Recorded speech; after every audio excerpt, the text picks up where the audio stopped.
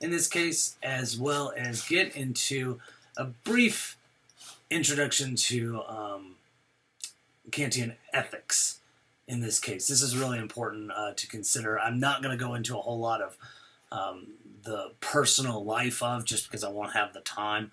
But it's really weird if you're not familiar with this kind of ethics. But I'll explain the general principle of it, and once that comes into play, I'll help you understand some of the ways that we approach maxims in this case. So I'll go over briefly about this particular philosopher, and then go into, again, what it is to talk about maxims in this case. So let's get started. So you're going to see for Hunt-Vitell, the theory of marketing ethics is this prolonged flowchart here. And when I say flowchart, you'll notice right here at the bottom, in terms of actual consequences, they move back into personal characteristics. So if you are familiar, if you have taken a communication theory in the past, chances are you have at least approached one particular theory called the theory of planned behavior. And there's a lot of areas within the theory of planned behavior that work with this. It's like a very extended version of it. So personal characteristics in terms of your value system and so forth, professional environment in terms of your norms, the cultural environment as far as the norms of people that you work with in terms of religion, the legal system that surrounds you, the political system that surrounds you, organization in terms of those norms and so forth. So again, there's a lot of different areas that you could even argue, I'm backing up here. You can even argue perceived behavioral control in terms of things I can't do because of a legal system or because of religion, that it prevents me to do a particular activity just because it is considered morally wrong by a religion or wrong by the stands of a legal system. But this goes into problems, this goes into consequences, some of the things that go into the consequences themselves, norms, evaluations. They also go into going back to theory of planned behavior, intentions, and then behavior itself. So I'm going to be talking a lot about this, and thankfully it's boiled down pretty nicely. It's just a lot to unpack. So when you see it for the first time, you might be going through your readings and saying, what the hell am I looking at? However, it isn't that hard to grasp if you really start to think about what is involved with some of these areas that we're dealing with here. So, okay, let's get started. And I'm actually going to start in the middle here because this is really important in terms of discussing the difference between professional environment, industry environment, and organizational environment. So we have informal norms, formal codes, and code enforcement. So informal norms, in this case, kind of looks at normative persuaders, for lack of better words.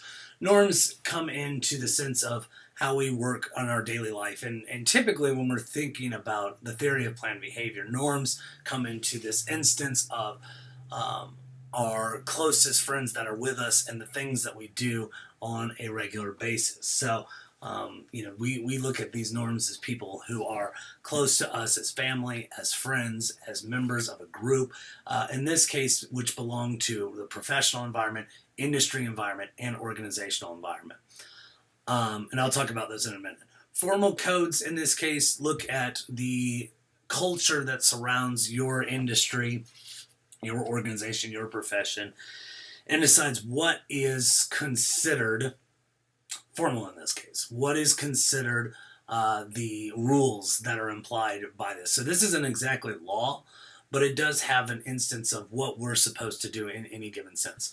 And then we get into code enforcement. So how strict are these codes enforced, for lack of better words, within the formal codes itself? So it's important to understand within the professional, industry, and organizational environment. So I can say this from a standpoint. I can look at it from the profession that I'm in now, which is in academia, and say a professional environment is the consistent work of academia. The industry looks at Within academia, it looks in my particular field of communication. Organization looks at app state organization based in the communication, based in academia. Okay, so this could be working in the same thing of same professional environment, which could be in advertising. So advertising as like a firm, for instance, the industry would start looking at particular firms or particular work within those firms. So this could be media planning, marketing, creative, that kind of thing. And within that organizational environment, that it may say within creative, copywriters in this particular organizations do blank.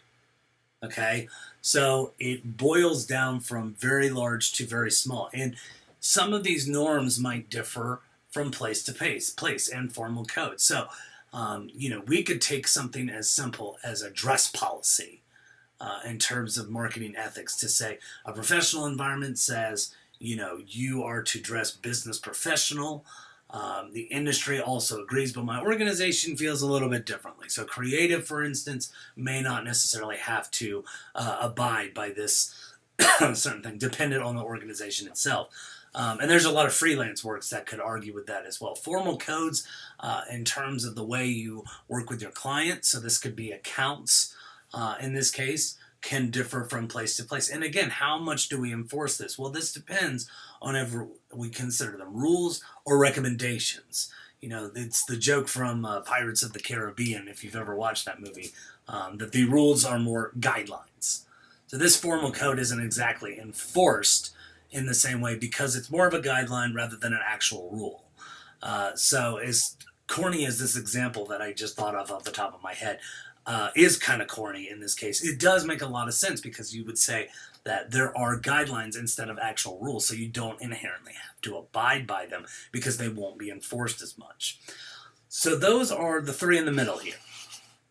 So this is the kind of thing that we have to think about in terms of foundations about the organizational structure that would make us think that this is either a good idea or a bad idea. And that's kind of where we come into the ethical problem. But before we get into that, we also have to approach not only the professional environment and the industry and organizational that exists within the place that we work, but also cultural environment.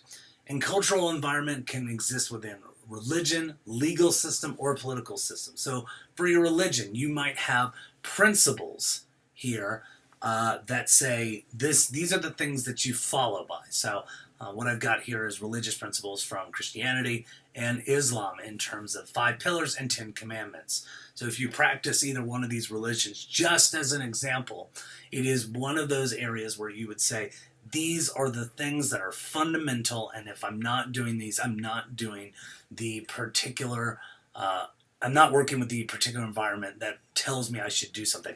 And there are also, bylaws in terms of how you perceive the text within religion, for example. And we can also look at it in terms of the culture, in terms of civil, common, in this case, Muslim, customary, or a mixed system. And you can see how this is approached worldwide in this case. This is a little bit of an overgeneralization, so I do apologize if there's something in here that has changed a little bit over time or has kind of a mixed within the mix. So, there's civil and common law that exists within certain places. So it's just a visualization. So just to kind of give an indication of what's going on here. But again, this is religion as a cultural environment. And again, depending on what you practice, you may say that this is culture or counterculture versus what's going on here. And so this is why for App State, I have a policy within any religious holidays that may exist that may excuse you from class. Now granted, this is an online class, but it is an area that is very important to some, and within these, I want to make sure that I respect that. So there's that. But there's also a legal and political system. Now, each country is going to have their own political system and run it in different ways, and because of that, we follow it in certain ways. And it goes with the same with the legal system. Now, granted, these may interject with personal characteristics in terms of values, beliefs, moral character, moral development, and ethical sensitivity. However, we say to ourselves, for the most part, we follow the legal system and the political system as it's established. This may be something where you may not agree with something within the political system, for example, and engage kind of in the Thoreau and Emerson way of doing things of civil disobedience. So this could be the example of protesting, where you would say, this is the political system that exists within our current country's climate. However, my personal characteristics in terms of values and beliefs and moral character don't agree in terms of these political and legal system. Now, here's the interesting thing about that. I can disagree with the political system that's going on through my personal characteristics. However, if, let's say, somebody goes to a protest, I might abide by the legal system that exists, even though I disagree with the political system that exists. So it's to say I don't want to give the police officers a tough time for the protesting, or maybe I do, and in which case you would say our personal characteristics override those of the legal and political system that belongs within our culture. And we can see right here in terms of personal characteristics, kind of some of the differences between beliefs, values, and attitudes. And with these beliefs and values are very difficult to change. However, you're very inclined to listen to a lot of these. So let's say if there's somebody that challenges a belief that you have, spiritual, moral, social, intellectual, economical, political, whatever that may be. If someone brings up a conversation and you have a strong belief about it, then this is an area where you might get really upset or in great agreement with, depending on what's being said. And the same goes for values, global abstract principles that serve as guiding principles in people's lives. So again, you can see a couple examples: freedom, honesty, equality, beauty, harmony, competitive happiness, order, wisdom, whatever it may be. Again, if somebody strikes up a conversation, you're more inclined to listen. However, you're less inclined to change the belief of, or the value in this case, of whatever it may be. Attitudes are much different, and attitudes are really interesting because you have attitudes that exist in your life that would say, publicly I have this attitude, but maybe internally I don't have the same level of agreement that I might normally have. And it also is inclined to have people not listen as much, given the fact that we might say, I have a different attitude about it, but I'm not so strongly embedded into this attitude that like values or belief that I may not even listen to whatever's being said here. So let's go back. So all of these, okay, so this is a lot of information to kind of take in terms of everything you scrunch together in terms of your moral system. And this is where Hunt-Vitell would say, these are kind of the fundamental areas of what your morals are, whether they be the cultural things that, the way you were brought up. Again, how much of your moral strategy was based on things that you were brought up by. And so you can look at your what is ethics in the discussion board and see what influences your ethics. Is it personal characteristics? Is it based on your culture? Is it based on your work? Now, granted, I don't know that everybody here right now, because I don't know how many of you have your career lined up before you graduate. And if you do, and if you enjoy it, you may have a stronger area within the environment of professional industry and organization.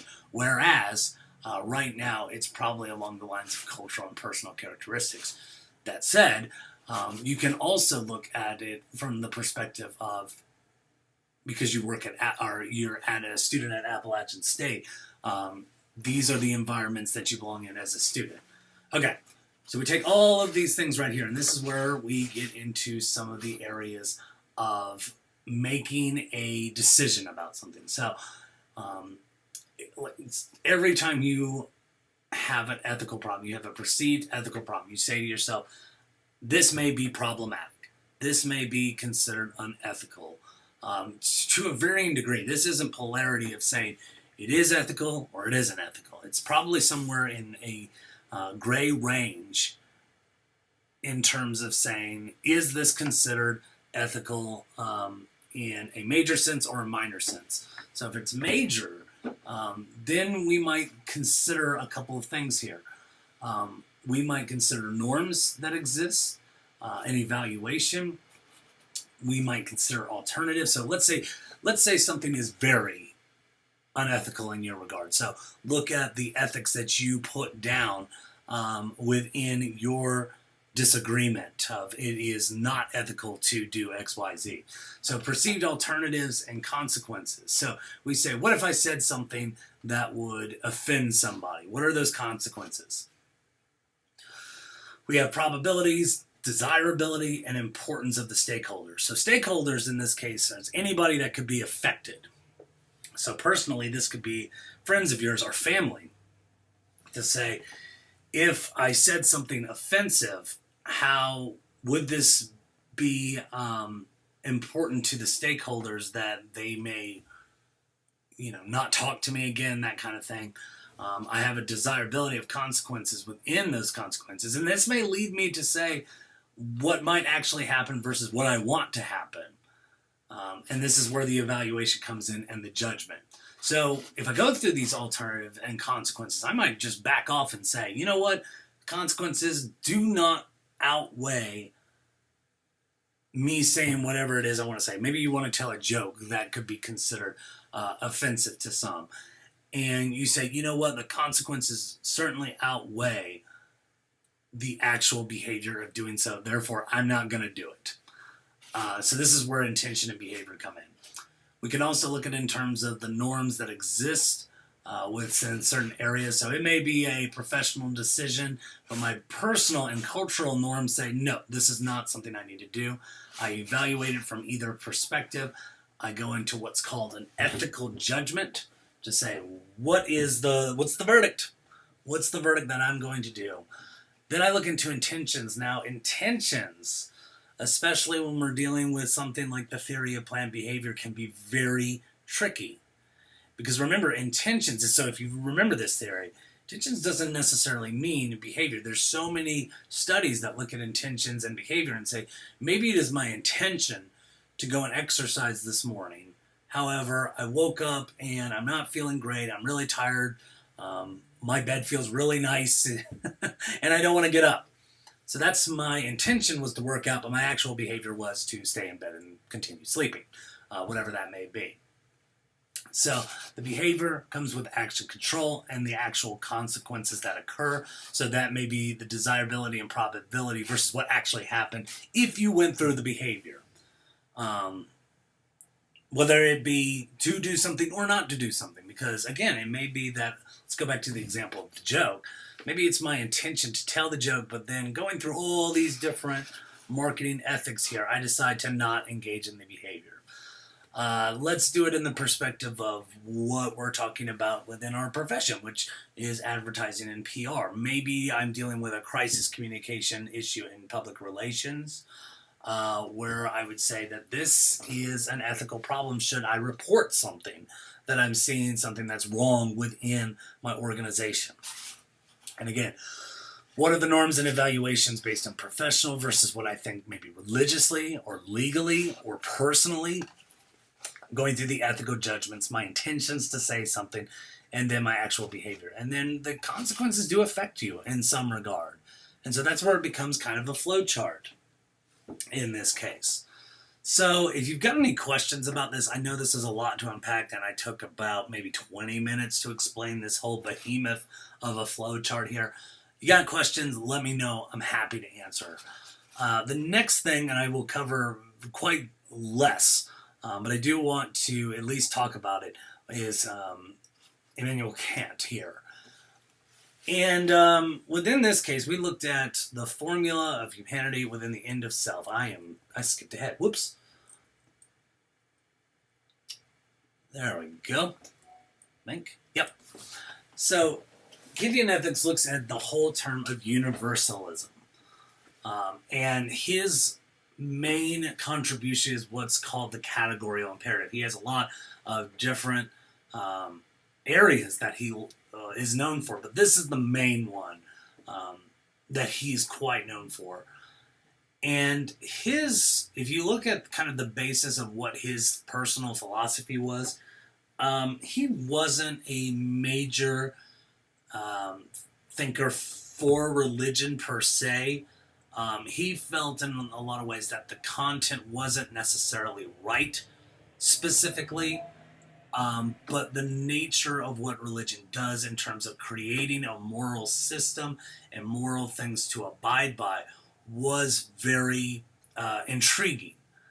So again, he looked at it from a perspective to say that humans are typically not nice people at hearts, but we formulate religions around said horrible people, and that makes them do things correctly. So he was kind of interested in that perspective to say, okay, I'm not a good person, but a sense of morality and a structure of morality keeps me in line to do things that I wouldn't normally want to do. It's almost like I act against what is normally what I would want to do, which is very, very self-serving. So this is the idea of going against us self-serving. So what you read here is the command of morality that represents an action as objectively necessary and good in itself, without any reference to end or aim, as the principle of will.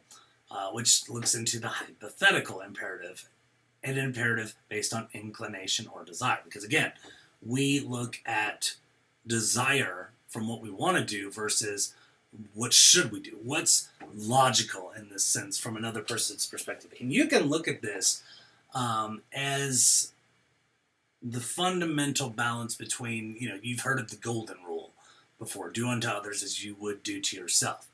And this kind of does that, but in reverse.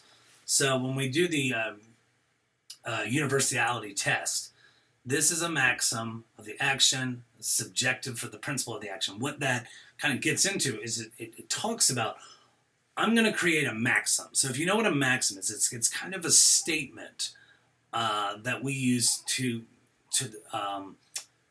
it's like a colloquialism to an extent. Something we follow by based on a common phrase. And if you look at some of these, we might say to ourselves, okay, I've got 3 different examples here, and they all sound kind of horrible, right? So I'll make a false promise to secure a loan to get out of distress. I will not help people in need as everybody is on his or her own. I will raise the original price, or I should say their own, excuse me. I will raise the original price of my products before I give customers a 50% discount. Okay. So something to think about with every single one of these.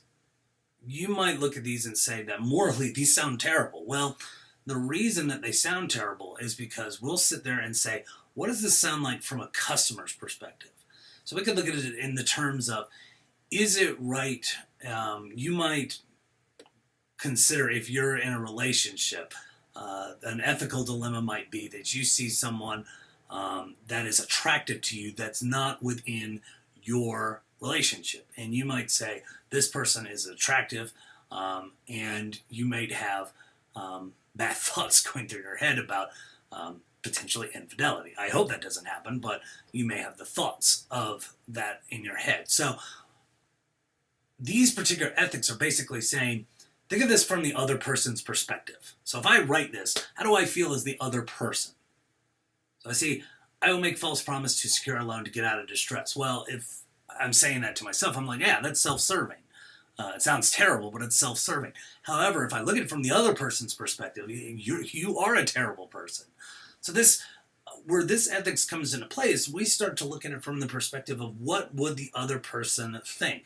And rationally, if you were a person to, again, hopefully this is not the case, engage in infidelity, it would be logically okay for the other person in the relationship to engage in the same behavior. Otherwise, you are looking at one of these maxims where, again, viewing it from the other side, it does not seem logical or particularly kind in this case, and it's not. So again, applying the universality test, we can look at this in terms of this universal law here. So we might look at it from, again, false promise to secure a loan, to get out of distress. Every person will not help people, again, on their own in this case. So we want to establish this in terms of how we create our own universal law.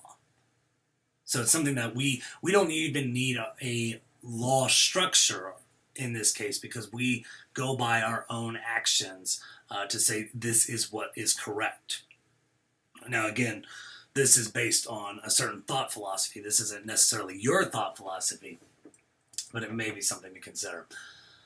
And so with this, we look at the use of formula of the law of nature. So act as if the maxim of your action were to become through your will as a universal law of nature. So if you have these statements, you might look at it from the other person perspective and then kind of create it into your own law to say that this is how I don't want to react, and if I were the other person, I would feel terrible. Therefore, I don't engage in this particular action here.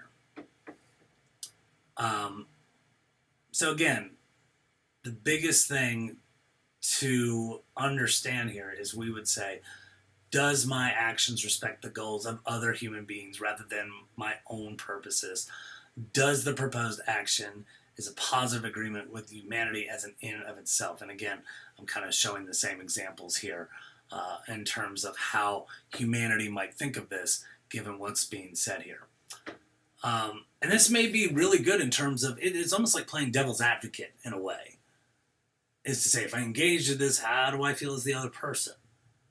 And how do I look in terms of the consequences that may come? How do I look into the motive or intention to take action? Is it good or not? And we should do things for the right reasons, regardless is if they help ourselves or just others. So here's some relevance to advertising.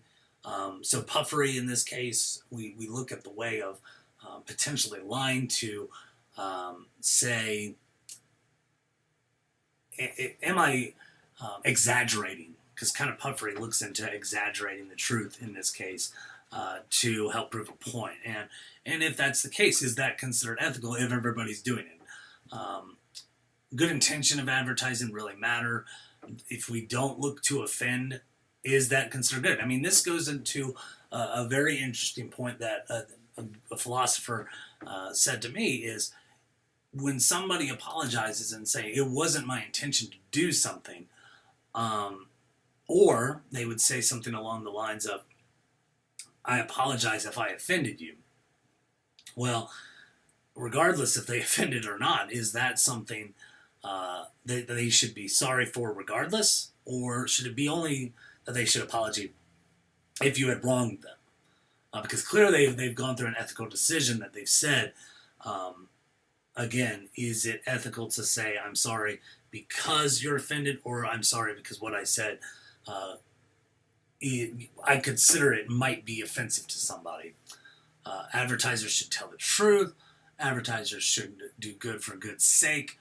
Rational appeals better than emotional appeals. Again, we're going to talk a lot about this one in terms of having a rational appeal, such as acute need, such as a routine need, versus, how does it make you look if you were to have a Starbucks cup in your hand, or an iPod, or in this case you could say an iPhone? What does that make you look like? Or how do you identify with it? Or what is the colors or the shapes? Or how does the product feel when you hold it or smell it or whatever it may be? Does it follow by FTC regulations? Stealing trade secrets, discriminating, what else? What else could apply into advertising? There's a lot of different things that we could look at. And it is, this is saying that I'm being pretty honest when it comes to this particular mode of persuasion. Why lie if it's for beer? In this particular case. So is it morally right to advertise like this from this particular perspective that we've been talking about? You may also want to consider from the Vittel approach as well. So again, these are all considerations to look at within Kantian ethics.